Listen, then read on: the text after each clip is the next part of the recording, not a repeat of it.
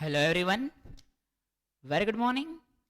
So well, last લેક્ચરની અંદર chapter number 7ની શરૂઆત કરી હતી, ડેપ્થમાં માહિતી મેળવી હતી.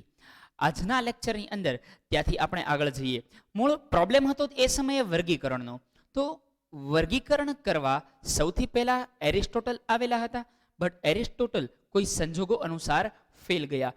એરિસ્ટોટલ પછી નવા સાયન્ટિસ્ટ આવેલા. એ સાયન્ટિસ્ટોના નામ જોઈએ. આપણે વર્ગીકરણ કઈ કઈ રીતે થાય એ જોયું.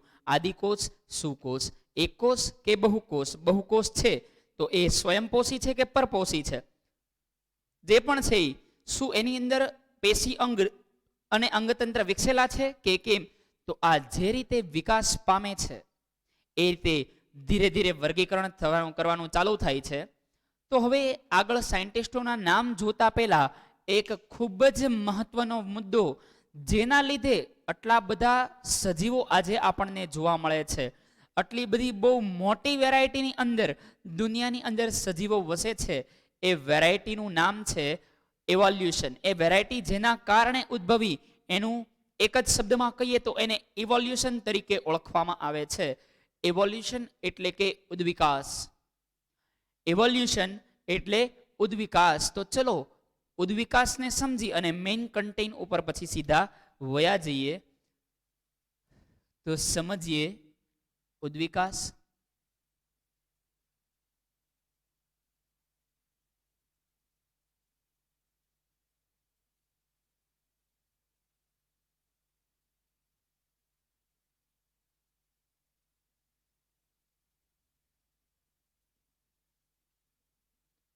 ચલો, ઇવોલ્યુશન શું છે, ઇવોલ્યુશન કેવું હોય, કોને આપ્યું?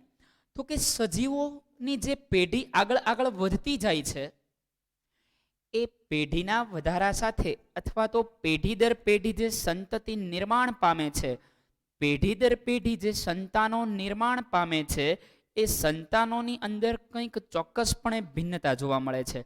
10મા ધોરણની અંદર આખું ચેપ્ટર ભણશો જેનું નામ જ એવું છે આનુવાંશિકતા અને ઉત્ક્રાંતિ.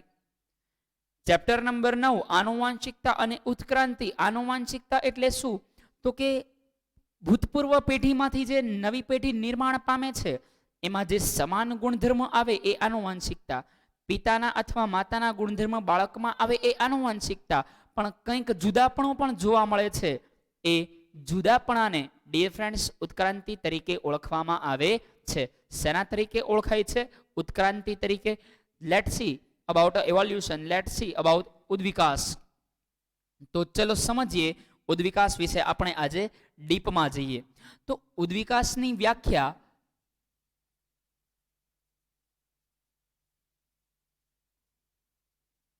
અનુગામી પેઢી, અનુગામી એટલે કે આવનારી પેઢી,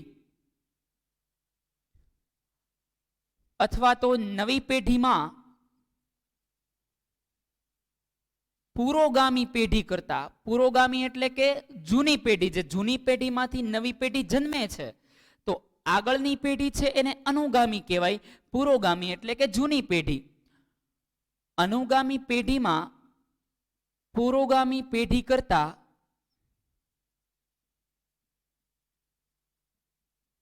નવા લક્ષણો જોવા મળે છે, અથવા તો નવા લક્ષણો ઉદ્ભવે તો તેને આપણે શેના તરીકે ઓળખીએ છીએ? ઉદ્વિકાસ. અથવા તો સિમ્પલ ભાષામાં એની વ્યાખ્યા તમારે લખવી હોય તો તમે આ વ્યાખ્યા પણ લખી શકો કે નવી પેઢીમાં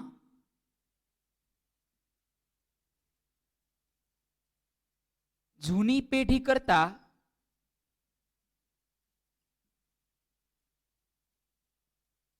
કંઈક જે નવા લક્ષણો પ્રાપ્ત થાય, જે નવા લક્ષણો ઉદ્ભવે અથવા તો નવા લક્ષણો પ્રાપ્ત થાય તો તેને આપણે ઉદ્વિકાસ તરીકે ઓળખીએ છીએ.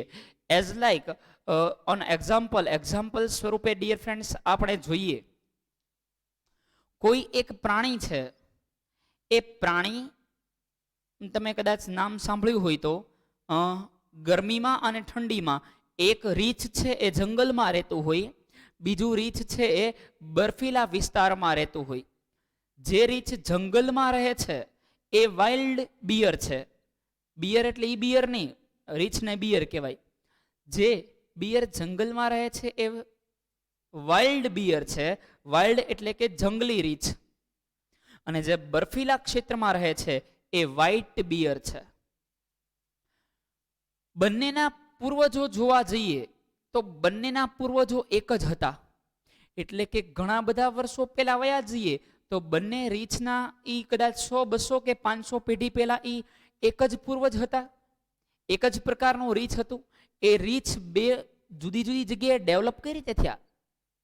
હવે આ બંને અત્યારે આ વ્હાઇટ બિયર એટલે કે જે બર્ફીલા વિસ્તારમાં રહે છે અને જે વાઇલ્ડ બિયર જે જંગલમાં રહે છે એ બંનેના પ્લેસને રિપ્લેસ કરી નાખો. જંગલવાળાને બર્ફીલા ક્ષેત્રમાં મૂકી દો અને બર્ફીલા વાળાને જંગલમાં મૂકી દો, બંને મરી જશે, કોઈ નહીં જીવી શકે. બંનેના પૂર્વજો સમાન હોવા છતાં પણ કોઈ પણ રીછ એ જીવી નહીં શકે. રીઝન સમજીએ એની પાછળનું, તો એની પાછળનું રીઝન એ છે કે જ્યારે એ બંનેના પૂર્વજ સમાન હતા ત્યારે ઇટ્સ ઓકે, હવે એની પેઢી આવી, એમાંથી કોઈ એક પેઢી ઠંડા વિસ્તારમાં વહી ગઈ. એ ઠંડા વિસ્તારમાં અનુકૂલન સાધવા માટે એની ચામડી ધીરે ધીરે જાડી બનતી ગઈ. હવે એ જે બર્ફીલા વિસ્તારમાં જે રીછ ગયું છે એની આગળની પેઢી આવશે એ એની જેવી જ બનશે. ધીરે ધીરે એવી અનુકૂલન સાધતી જશે કે ચામડી છે એ પ્રોટેક્શન માટે, એક પ્રોપર પ્રકારના રક્ષણ માટે એ જાડી બની જશે. એની રૂવાટી છે એકદમ જાડી બની જશે. જ્યારે જંગલમાં રહે છે એને એટલો બધો એટલી બધી ઠંડી સહન નથી કરવી પડતી, એટલે એની રૂવાટી અને એની ચામડી પહેલા કરતા થોડી પાતળી એટલે કે નોર્મલ હશે. તો આ જે ત્યાં આગળ એક જ પ્રકારના રીછનું એક સંતાન કોઈ પણ રીતે ગબડતું અથવા હાલતું બર્ફીલા પ્રદેશમાં ગયું તો એ વાતાવરણની સામે રક્ષણ મેળવવા એની આગળની પેઢી છે એ એની આગળની પેઢી ધીરે ધીરે અનુકૂલન સાધે છે. અને આ અનુકૂલન સાધ્યા બાદ એની પછી જેટલી પેઢી આવશે એ અનુકૂલિત થતી જશે. આ ઉદ્વિકાસ છે, આમાં કંઈક ચેન્જ જોવા મળ્યો. બીજી વાત કરીએ, વાંદરા હતા એમાંથી ધીરે ધીરે પહેલા એ ઘાસ ખાતા હતા એટલે એને પૂંછડી હતી. હવે એને ખ્યાલ પડ્યો ભાઈ ઘાસ નથી ખાવા જેવું, ખાવા જેવા તો ફ્રૂટ પણ છે, એટલે વનસ્પતિ ઉપર ચડી અને પછી ફ્રૂટનું ભક્ષણ કરતા. અમુક વાંદરા છે એ નાના નાના પ્રાણીઓનું ભક્ષણ કરતા. ફ્રૂટ અને પ્રાણીના ભક્ષણના કારણે ઘાસ ન ખાવું પડતું, એટલે ઘાસનું પાચન એકચ્યુઅલી પૂંછડી વાંદરાઓની અંદર એ માટે હતી. કોઈ પણ વેજીટેરિયન પ્રાણીની અંદર જે પૂંછડી હોય ને એ ઘાસના પાચન કરવા માટે હોય. શેનું પાચન કરવા માટે? ઘાસનું પાચન કરવા માટે આપેલી હોય. હવે એ વાંદરા ઘાસ ખાતા તો બંધ થઈ ગયા છે તો ફ્રૂટ એના શરીરમાં સરળતાથી પચતું. ફ્રૂટ કોઈ ફળ ખાતા કે કોઈ પ્રાણી ખાતા એ એના શરીરમાં ફ્રૂટ છે એ સરળતાથી પચી જતું. સરળતાથી પચવાના કારણે જે લાંબી પૂંછડી હતી એની આગળની પેઢીમાં આટલી લાંબી પૂંછડીની જરૂર જ નથી. એટલે કે ધીરે ધીરે એક એવું ના થાય કે એક વાંદરામાંથી આગળની પેઢી આવે એટલે પૂંછડી સાવ બળી જ ગઈ, પૂંછડી સાવ વહી જ ગઈ, એવું ના બને. જેમ જેમ પેઢી દર પેઢી આગળ ચાલતું જાય છે ખબર પડે છે કે પૂંછડીનો ઉપયોગ નથી, ધીરે ધીરે પૂંછડી કમ્પ્રેસ થતી ગઈ અને બળતી ગઈ. પેલા વાંદરાઓ વૃક્ષ પર રહેતા હતા, પેલા ચિમ્પાન્જીઓ છે એ વૃક્ષ પર રહેતા હતા. પછી ખ્યાલ પડ્યો કે ગુફામાં રહેવું જોઈએ એટલે એ ધીરે ધીરે ગુફામાં રહેવા લાગ્યા. ચિમ્પાન્જીને જો તો પૂછ ના હોય, કેમ? કારણ કે એને ક્યારેય ઘાસ ના ખાય, એને ખ્યાલ છે શું ખાવું જોઈએ. એ ફ્રૂટ ને શાકભાજીને સારી ટૂંકમાં જે પ્રોપર એમાંથી ફૂડ મળતું હોય એ જ ખાય છે. પછી ચિમ્પાન્જીને એ ખબર પડ્યો, ગોરીલાને એ ખબર પડી કે રહેવા માટે એક ચોક્કસ જગ્યા ગોતવી જોઈએ. એટલે એ ચોક્કસ જગ્યા ઉપર રહેવા લાગ્યા જ્યાં આગળ એને વાતાવરણની નીચે નહોતું રહેવું પડતું, જ્યાં એને ટાઢ તાપ સહન નહોતા કરવા પડતા. એટલે એના શરીરમાં જે રૂવાટી હતી વધારાની, હવે એને હું ઉદ્વિકાસ સમજાવું છું, ઉદ્વિકાસ કઈ રીતે થાય છે, બહુ ડેપ્થમાં લઈ જાઉં છું. હવે એને એ ખ્યાલ પડ્યો કે હવે આટલી બધી રૂવાટીની જરૂર નથી. એટલે એ તો કે ત્યાં કઈ દાઢી તો કરી ના શકે રૂવાટીની. તો એની આગળ હવે એ ગુફામાં રહેવા લાગ્યા. કોણ? ચિમ્પાન્જીઝ. તમે જોજો ગોરીલાને બહુ વધારે રૂવાટી હોય, ગમે ત્યાં રખડતા હોય, એમાંથી એવું બન્યું હશે એવું માની શકાય. એવા રિસર્ચ પેપર અત્યારે કહે છે કે એઝ્યુમિંગ ધેટ કે આવું બન્યું હશે ને આમાંથી આવો કંઈક ઉદ્વિકાસ થયેલો છે. આવું બન્યું હશે અને એમાંથી આવો ઉદ્વિકાસ થયેલો છે એ વાત હું અહીંયા આગળ તમારી સામે કરું છું કે અમુક ગોરીલાઓ છે એ ગુફામાં રહેવા લાગ્યા. હવે એને ખબર પડી કે ગુફામાં તો એટલી બધી રૂવાટીની જરૂર નથી, તો જે આગળની પેઢી આવી એની અંદર રૂવાટીની માત્રા સહેજ ઘટી ગઈ. એની પેઢી દર પેઢી આગળ વધતું ગયું, રૂવાટી લગભગ સાવ ઘટી ગઈ, દાઢને એ બધું પ્રોપર બનતું ગયું અને એમાંથી આદિમાનવ બન્યો એવું મનાય છે. અમુક એમ કે છે, અમુક એમ કે છે આપણા પૂર્વજ જ નથી, પણ જો પૂર્વજ હોય તો કંઈક આવું બને છે. પૂર્વજ નથી એ વાત અત્યારે જવા દો, બે જુદા જુદા પ્રૂફ છે. એને જે નથી એવું અમુક વ્યક્તિઓ એવું કે છે કે, એટલે અમુક રિસર્ચ એવું કે છે કે જે ગોરીલા છે એના અને આપણા પૂર્વજ સરખા હતા, આપણે એનામાંથી નથી જન્મેલા. સમજો છો, આપણે એનામાંથી નથી જન્મેલા એવું એક રિસર્ચ કે છે, પણ એ અત્યારે મૂકો, એ પ્રૂફ થશે નહીં થાય પછીની વસ્તુ છે. આપણે અત્યારે એવું માની લઈએ કે આપણે આપણા પૂર્વજ જે ગોરીલાઓ છે એ ગોરીલાઓમાંથી ધીરે ધીરે ધીરે ધીરે રૂવાટી બંધ થતી ગઈ, જતી ગઈ, પેઢી દર પેઢી આગળ વધતા ગયા, બોડી છે એકદમ પ્રોપર બનતું ગયું અને જે નવા સજીવ બન્યા જેને આપણે આદિમાનવ તરીકે ઓળખીએ છીએ, જે ભટકતું જીવન જીવતો હતો, તો એની અંદર કેમ રૂવાટી ઓછી જોવા મળી? કારણ કે એ ચોક્કસ અનુકૂલિત સ્થિતિમાં જોવા મળતો હતો.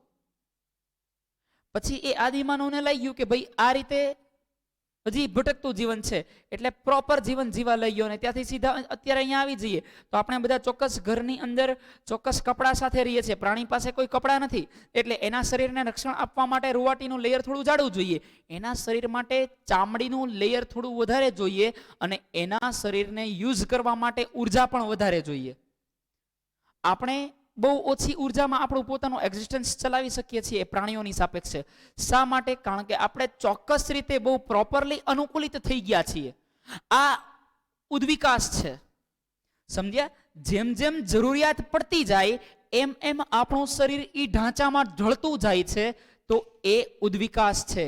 અત્યારે જે ઓલી વાંદરાની પૂંછ હતી એ પૂંછ એકદમ નાની એવી થઈ ગઈ છે, એને એપેન્ડિક્સ કહેવાય. એ બહુ વધી ગઈ હોય તો પછી એ પૂંછ કપાવી પડે અને એપેન્ડિક્સનું ઓપરેશન કહેવાય. એપીઈ એટલે વાંદરું, એનું એન્ડ એટલે પૂંછડી, એપેન્ડિક્સ, એપેન્ડિક્સ. સમજો છો વાત ને? તો આ ઉદ્વિકાસ છે કે જે હવે માણસ છે ધીરે ધીરે મગજનો ઉપયોગ વધારે કરતો ગયો એટલે મગજ છે એકદમ શાર્પ બનતું ગયું. મગજ છે આપણા શરીરની અંદર સૌથી વધારે ડેવલપ થાય છે તો મગજ, એટલે આમ ડેવલપ નથી થતું, ઇન્ટેલિજન્સની દ્રષ્ટિએ ડેવલપ થાય છે. અત્યારે આપણી અંદરનો ઉદ્વિકાસ ચાલુ છે. આપણી જે આગળની પેઢી છે એ પાછળની પેઢી કરતાં ઘણી બધી ઉદ્વિકાસિત થઈ ગયેલી છે. દાખલા તરીકે તમે એન્ડ્રોઈડ યુઝ કરો છો એ તમારા દાદા દાદી ના કરી શકે, તમે એમાં લોક મારીને એને ઘુમરીએ ચડાવી શકો. ઉદ્વિકાસ છે આ.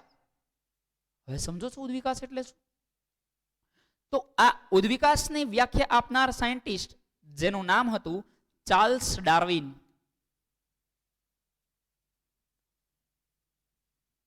ઉદ્વિકાસની વ્યાખ્યા આપનાર સાયન્ટિસ્ટનું નામ હતું ચાર્લ્સ ડાર્વિન. આ એકેય વાત હું જે બોલ્યો એ ટેક્સ્ટ બુકમાં નથી, તમને સમજાય, તમે ડેપ્થમાં સમજી શકો એ માટે આ બધું લીધેલું છે. ઓકે, હવે ચાર્લ્સ ડાર્વિન નામના સાયન્ટિસ્ટે એક બુક લખી, ધ ઓરિજિન ઓફ સ્પીસીઝ. આ એનું મેઇન ટાઇટલ હતું, the origin of species by means of natural selection. આ સબટાઇટલ હતું. ખબર સબટાઇટલમાં ખબર પડે ને, કોઈક બુકમાં મોટા અક્ષરે લખ્યું હોય ટાઇટલ હોય, નીચે એ જ ટાઇટલ કન્ટિન્યુ થતું હોય, એ સબટાઇટલ હોય. સમજો છો? તો એને બુક લખી ધ ઓરિજિન ઓફ સ્પીસીઝ, એનું સબટાઇટલ હતું by means of natural selection. Origin એટલે ઉદ્ભવ, સ્પીસીઝ એટલે જાતિ. જાતિનો ઉદ્ભવ કઈ રીતે થયો, એ જાતિ વિકાસ ક્યાંથી પામી, એ જે વિસોર્વે વર્ણવ્યું હતું. પૂર્વ કોષ ધરાવતા કોષમાંથી નવા કોષનું સર્જન થાય છે. એની અંદર ધીરે ધીરે ડેપ્થમાં જતા ગયા અને સર ચાર્લ્સ ડાર્વિને એવું કીધું કે જે કોઈ પણ સજીવ જે અંગનો ઉપયોગ વધારે કરે છે એ અંગ ધીરે ધીરે ડેવલપ થતું જાય છે. મગજનો ઉપયોગ વધારે કર્યો, મગજની ઇન્ટેલિજન્સી હાઈપર થઈ ગઈ. પૂંછનો ઉપયોગ, પછી જે અંગનો ઉપયોગ કરતા જ નથી એ અંગ ધીરે ધીરે નાશપ્રાય થતું જાય છે. તો વાંદરા છે એ પૂંછનો ઉપયોગ લગભગ ઓછો કરતા હતા, તો અત્યારે આપણી અંદર ઓલમોસ્ટ નાશપ્રાય થઈ ગયું છે. પૂંછ જોવા નથી મળતી. સમજો છો વાત રે? ઓલરાઈટ, તો એને આ બુકની અંદર કોઈ પણ જાતિનો ઉદ્ભવ કઈ રીતે થયો અને એ જાતિ કઈ રીતે વિકાસ પામી એ આ વ્યક્તિએ લખેલું હતું. જ્યારે એને કીધું કે એક જ સજીવમાંથી ધીરે ધીરે બધા સજીવો જન્મે છે, ત્યારે આ ભાઈને એ સમયે રિયલમાં ગાંડો ગણવામાં આવેલો હતો કે આને કઈ ખબર નથી પડતી, આમ તેમ બહુ વધારે પડતો એની ઉપર ટોર્ચરિંગ ને એ બધું થયેલું એક સમયે.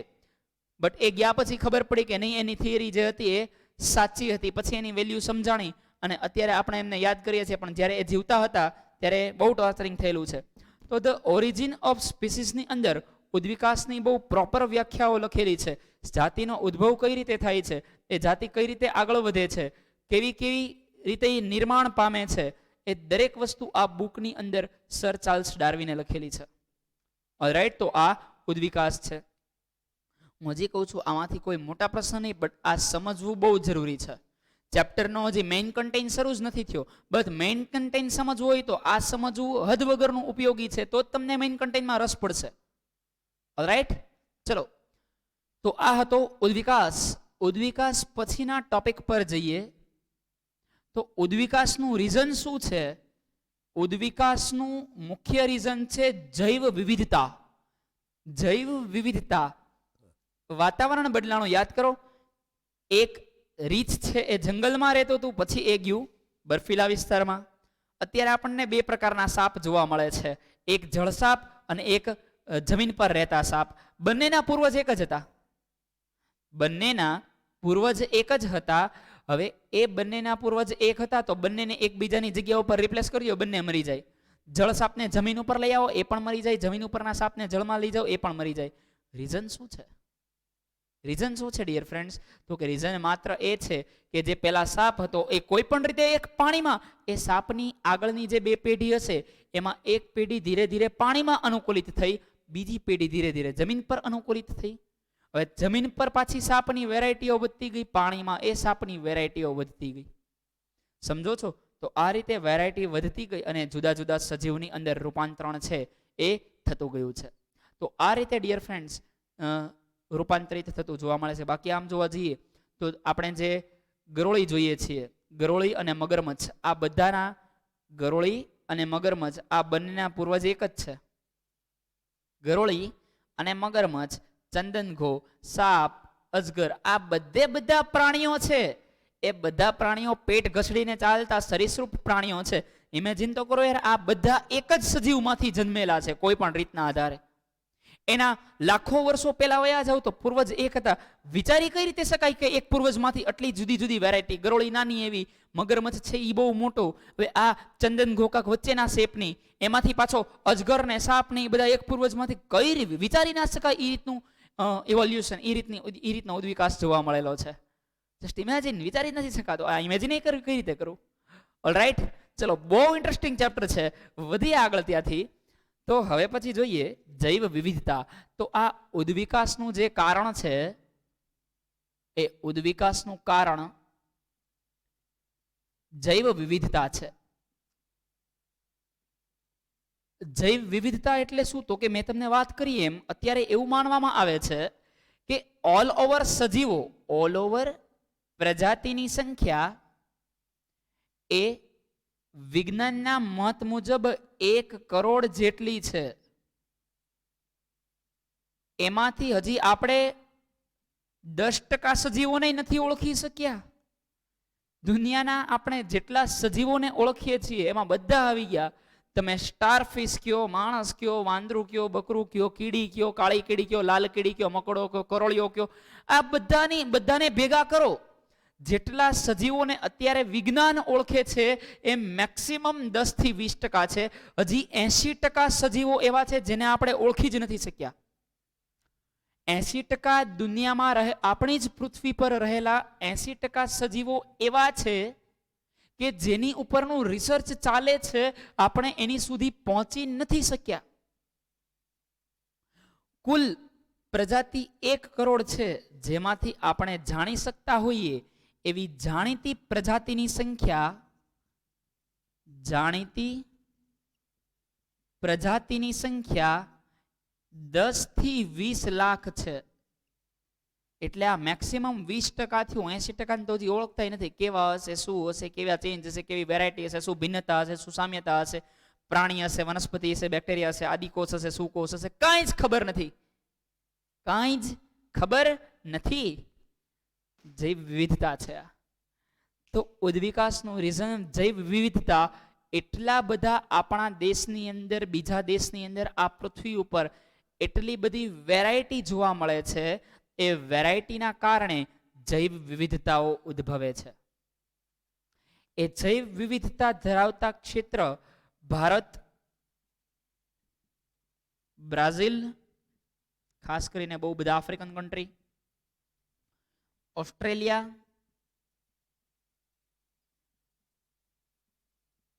આ બધા કન્ટ્રીઓ છે. ઇન્ડોનેશિયા, મલેશિયા, આ બધાની અંદર બહુ બધી વેરાયટી છે. ઇન્ડોનેશિયા, મલેશિયા વગેરે. તો આટલા બધા દેશની અંદર એટલી વેરાયટીઝ જોવા મળે છે કે જ્યાં આગળ આપણે આવી રીતના જૈવ વિવિધતા એટલે હું ફરી એકવાર કહું છું, આટલી બધી વેરાયટીઝ આપણને જોવા મળે છે. ક્લિયર છે? ક્લિયર છે? ચલો નોટ ડાઉન કરી લ્યો. એ પછી આપણે હવે વૈજ્ઞાનિકોની એન્ટ્રી થાય છે. અત્યાર સુધી ફિલોસોફરે જે રીતે વર્ગીકરણ કરેલું એ તો ફેલ ગયું. જળચર, ભૂતચર, ખેચર, એ તો ફેલ ગયું. હવે પ્રોપર વર્ગીકરણ કરવા માટે જુદા જુદા વૈજ્ઞાનિકો આવે છે, એની એન્ટ્રી થાય છે પિક્ચરની અંદર. તો પિક્ચર હમણાં ચાલુ કરીએ એ પહેલા નોટ ડાઉન કરી લ્યો. Okay dear friends, quick.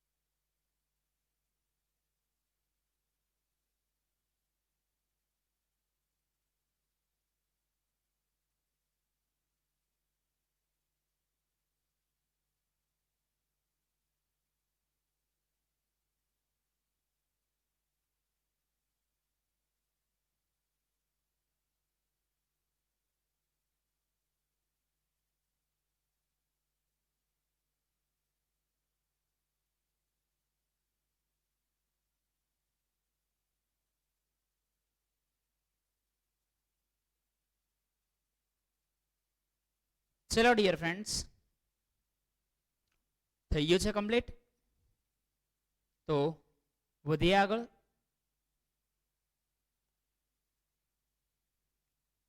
ચલો લાસ્ટ કોલ, બાકી હોય તો સ્ક્રીનશોટ મારી લ્યો. 3, 2, 1 ઇરેજ કરું છું.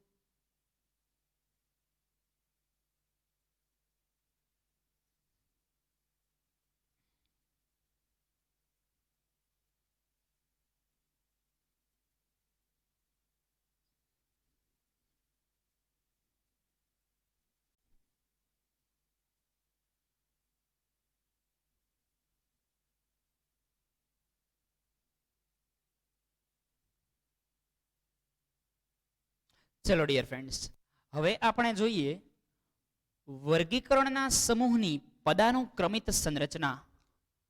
રિપીટ કરું છું, વર્ગીકરણના સમૂહની પદાનુક્રમિત સંરચના એટલે કે હવે વૈજ્ઞાનિકોએ એન્ટ્રી મારી એને કઈ રીતે વર્ગીકરણ કર્યું એ સમજીએ.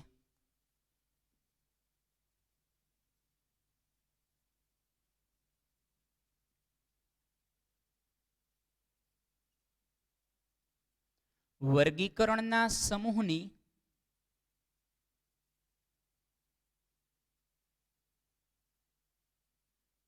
પદાનુક્રમિત સંરચના. લેટ્સ સી, ચલો જોઈએ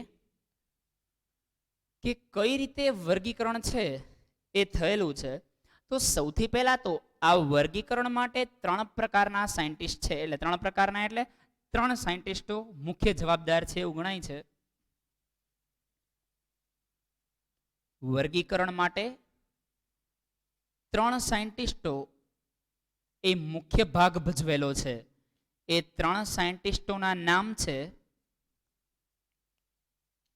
કાલ એક છે કાલવુઝ. શું નામ છે? કાલવુઝ.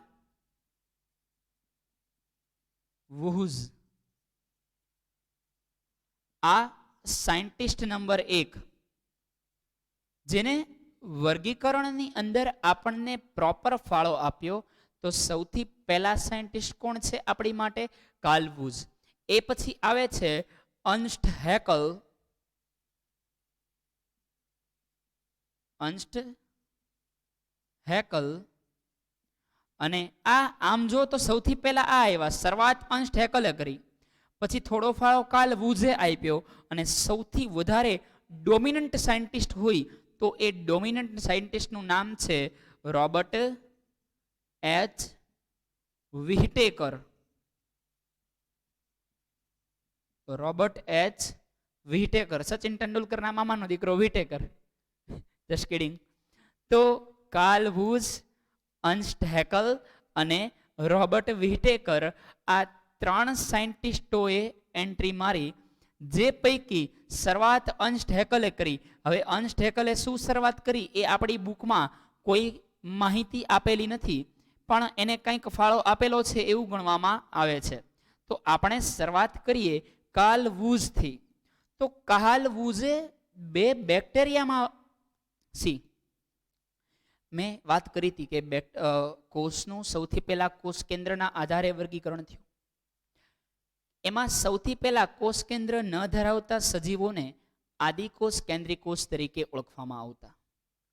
કોષ કેન્દ્ર ન ધરાવતા સજીવોને આદિકોષ કેન્દ્રીકોષ તરીકે ઓળખવામાં આવતા. સમજો છો? તો એ આદિકોષ કેન્દ્રીકોષ ધરાવતા બેક્ટેરિયાને આ 2 ભાગમાં વહેંચી દીધા. આ અઘરા હતા.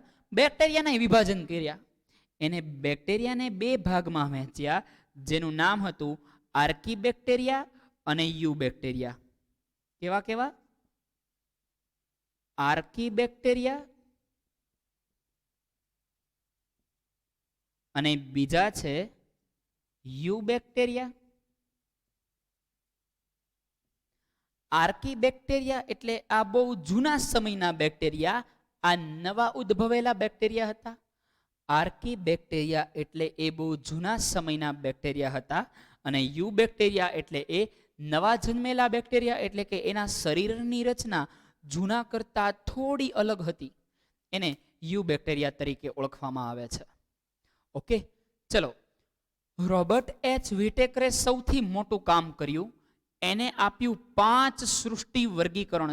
ખાસ યાદ રાખજો, આનો સૌથી ડોમિનન્ટ ફાળો છે 5 સૃષ્ટિ વર્ગીકરણ. એટલે કે વહેંચી દીધા 5 સૃષ્ટિના સજીવોને. કયા કયા? તો કે એને સૌથી પહેલું વર્ગીકરણ કર્યું કે જેમાં બધા આદિકોષ જ છે, આદિકોષ સિવાય કંઈ જોવા જ નથી મળતું. એને કહી દીધું સૃષ્ટિ મોનેરા. એની પોતાની અલગ દુનિયા છે જેનું નામ છે મોનેરા. બધી પ્રકારના બેક્ટેરિયા, એવી લીલ કે જે કોષ કેન્દ્ર નથી ધરાવતી, એ મોનેરામાં આવશે. મોનેરા પછી નવી સૃષ્ટિ આવી કે જે હતી એક કોષની. આ સૃષ્ટિ હતી એક કોષની, પરંતુ એ કોષ કેન્દ્ર ધરાવતી હતી, જેમ કે અમીબા પેરામીશિયમ. આને પ્રોટિસ્ટા તરીકે ઓળખવામાં આવી. એ પછી કંઈક નવા સજીવ એના ધ્યાનમાં આવ્યા. એ વનસ્પતિ નહોતા, પ્રાણી નહોતા, ને એ અમીબા પેરામીશિયમ નહોતા. એની દિવાલ, એની શરીર રચના જ કાંઈક જુદી હતી. એને નામ આપવામાં આવ્યું ફૂગ. એની પછી એવા સજીવ કે જે પોતાનો ખોરાક પોતાની જાતે બનાવતા હતા, એનું નામ આપવામાં આવ્યું વનસ્પતિ. અને બાકીના ડેવલપ થયેલા સજીવ આવ્યા સૃષ્ટિ પ્રાણીમાં. તો સૌથી વધારે ડેવલપ થયેલી સૃષ્ટિ પ્રાણી છે. પ્રાણી સૃષ્ટિમાં ઘણા બધા સમુદાય છે. સૌથી વધારે ડેવલપ થયેલો સમુદાય સસ્તન છે. સસ્તનમાં ઘણા બધા પ્રાણીઓ છે, અને એ ઘણા બધા પ્રાણીઓમાં સૌથી ડેવલપ થયેલો સજીવ એ મનુષ્ય છે. સસ્તન પ્રાણીઓમાં, એટલે કે આ આટલા બધા સજીવમાં સૌથી ઉપર નામ આવતું હોય તો એ માનવનું આવે છે. માનવ કરતા ડોલ્ફિન વધારે મગજનો ઉપયોગ કરે છે. ડોલ્ફિનનું બ્રેન આપણી કરતાંય પાવરફુલ હોય, આપણી કરતાંય વધારે સમજે છે, બટ એની પાસે કોઈ એવા અંગ નથી કે ચોક્કસ કાર્ય કરી શકે. આપણી પાસે દરેક વસ્તુ છે. એટલે સૌથી ડેવલપ થયેલું સજીવ એ માણસોને માનવામાં આવે છે. ઓલરાઈટ, ચલો હવે સમજીએ વર્ગીકરણની કક્ષા. હવે ડિયર ફ્રેન્ડ્સ, આપણે શું સમજીએ છીએ? વર્ગીકરણની કક્ષા જોઈએ.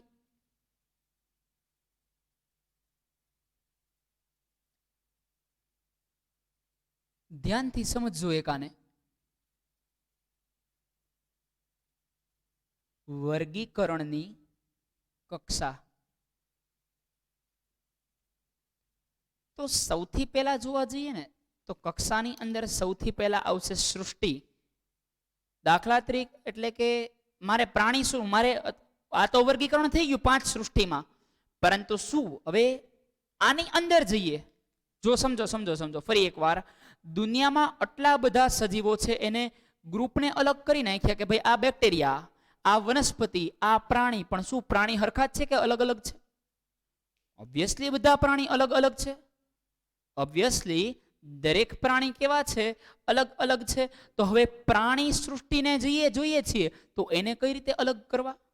સસ્તન એટલે બધા બચ્ચાને જન્મ આપતા પ્રાણીઓ, વિહગ એટલે ઉડતા પ્રાણીઓ, સમજો છો? મત્સ્ય એટલે માછલી જેવા પાણીમાં તરતા પ્રાણીઓ.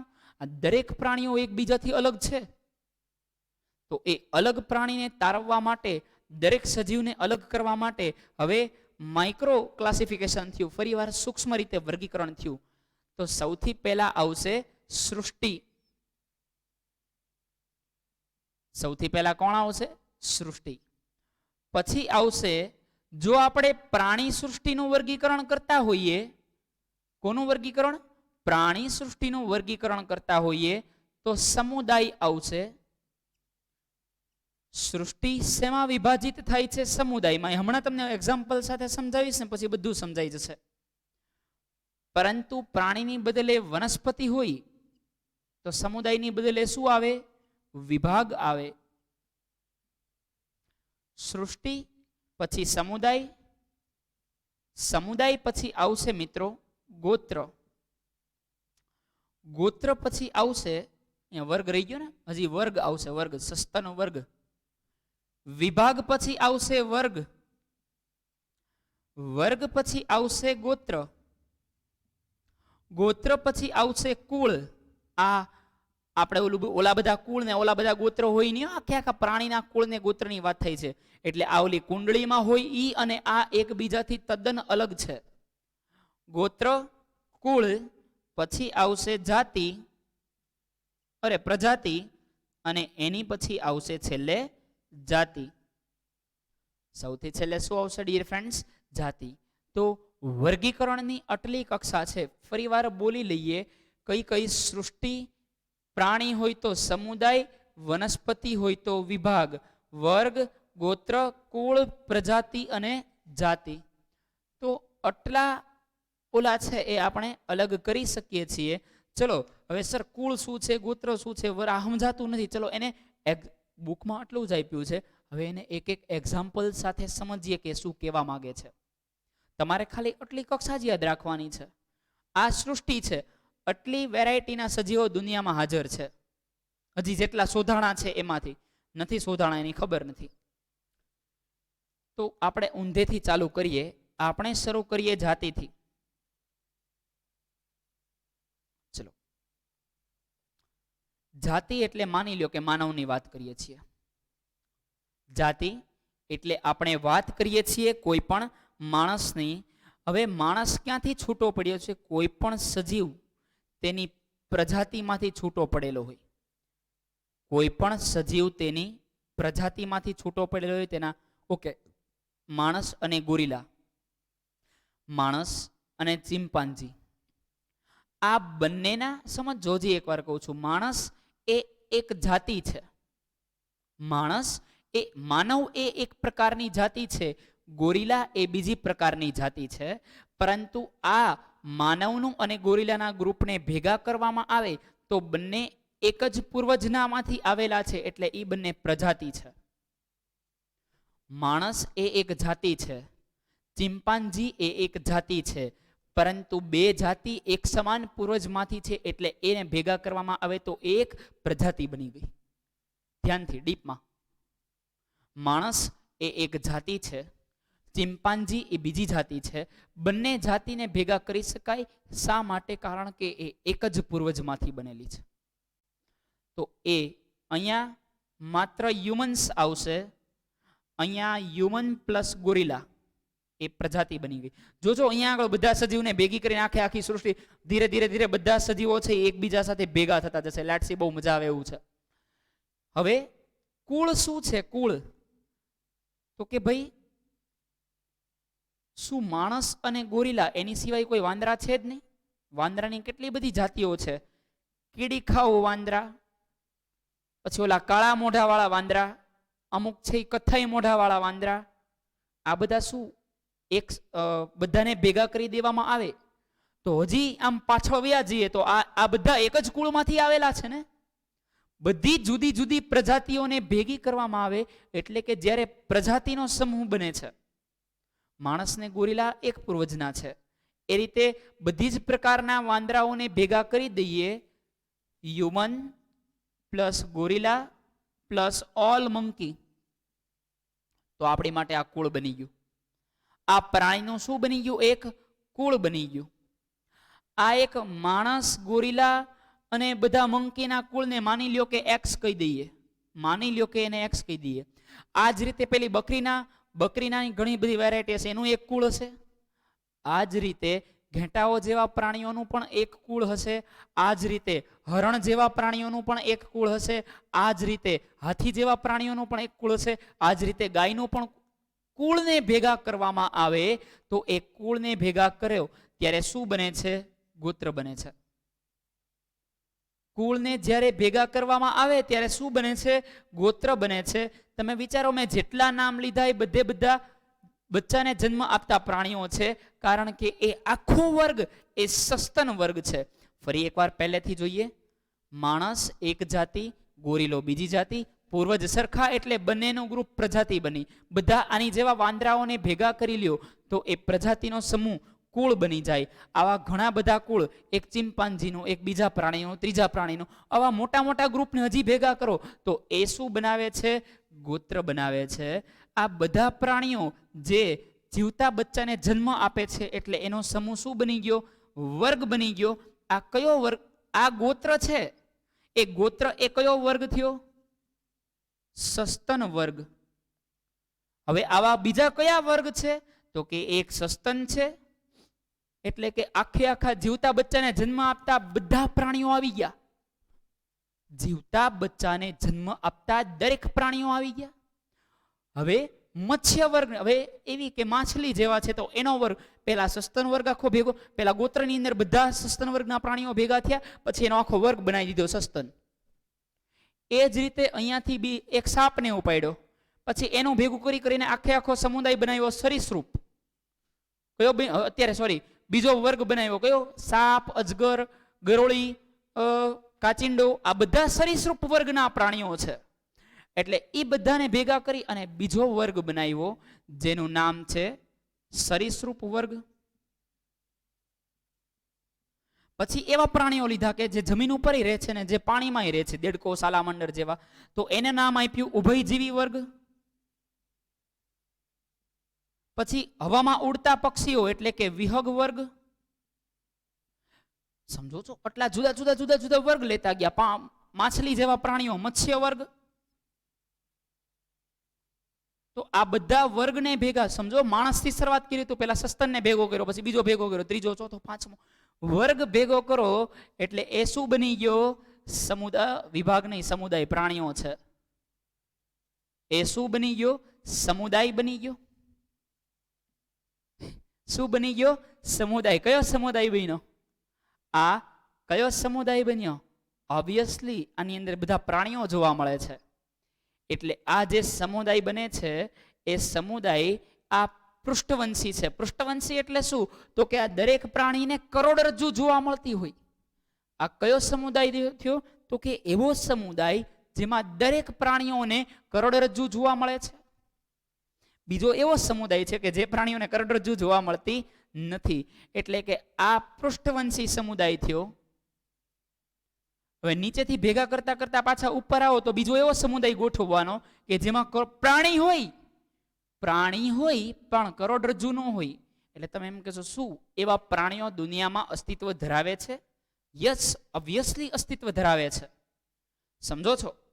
તો આ પૃષ્ઠવંશી અને બીજા અપૃષ્ઠવંશી બંનેને ભેગા કરો તો એ બંનેનો સમૂહ બન્યો. એ શું બની ગઈ? પ્રાણી સૃષ્ટિ બની.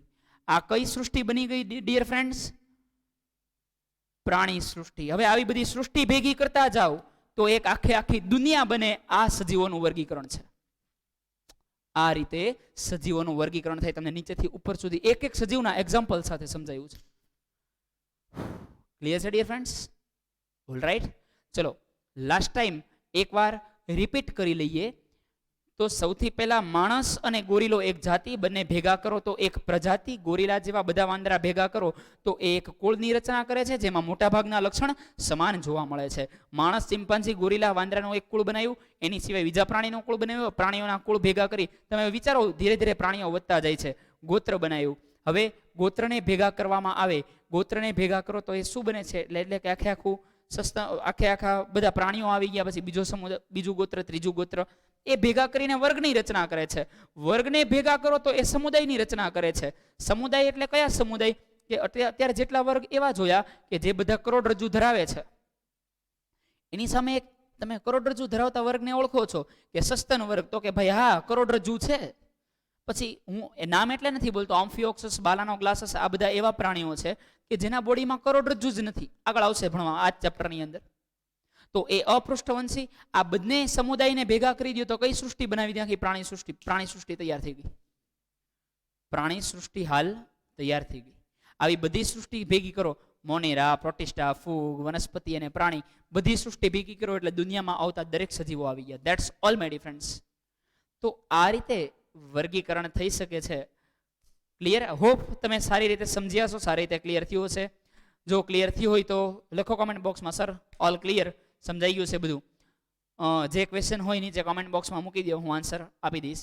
તો ડિયર ફ્રેન્ડ્સ, મળીએ નેક્સ્ટ લેક્ચરમાં. ત્યાં સુધી વર્ક કરો, સારું રીડ કરો. Good luck to all. Good bye dear friends. હોમવર્કની અંદર ચલાવેલું આજે પણ એકવાર બાકી હોય નોટ ડાઉન કરી લે.